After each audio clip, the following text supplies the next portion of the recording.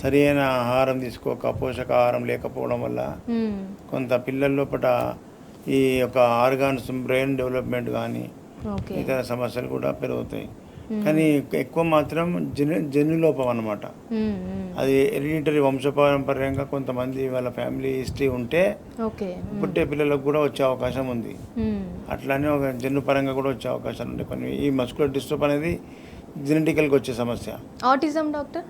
Autism కూడా జెనెటికల్గా ఉన్నది. Acquired కూడా ఉన్నది.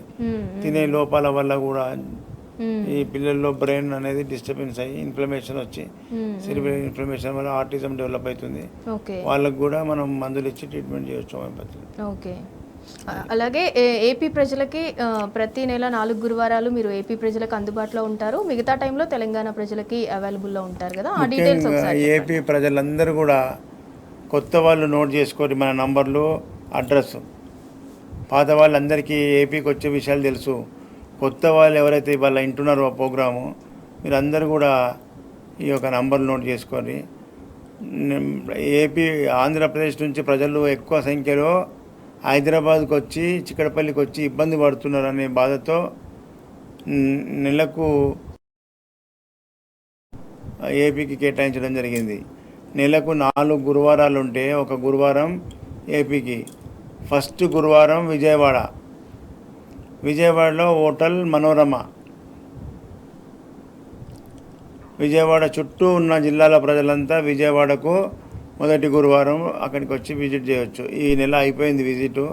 ఇప్పుడు రెండో గురువారం, ప్రతి నెల రెండో గురువారం రాజమండ్రిలో hotel Anupama restaurant, RTC complex ఆపోజిట్లో అనుపమ రెస్టారెంట్లో మన క్యాంప్ ఉంటుంది.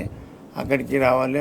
ఆర్టీసీ కాంప్లెక్స్ దగ్గర ఉంటుంది కాబట్టి పొరుగు జిల్లాలకి వెళ్ళి వచ్చే వాళ్ళందరికీ మళ్ళీ ఆటో ఖర్చులు పెట్టకుండా ఆర్టీసీ కాంప్లెక్స్కి ఆపోజిట్లోనే మన క్యాంప్ ఉంటుంది, అక్కడికి రావచ్చు. అదేవిధంగా మూడో గురువారం విశాఖపట్నంలో హోటల్ చంద్రాస్, దాన్నే నెల్లూరు మెస్ అంటే ఫేమస్ దాబా గార్డెన్ వచ్చి నెల్లూరు మెస్ ఎక్కడంటే చెప్తారు. నెల్లూరు మెస్లో 4th ఫ్లోర్లో మన క్యాంప్ ఉంటుంది. ఉదయం 9 గంటల నుంచి సాయంత్రం 5 గంటల వరకు ఓపీ కంటిన్యూ ఉంటుంది అన్ని సెంటర్లో.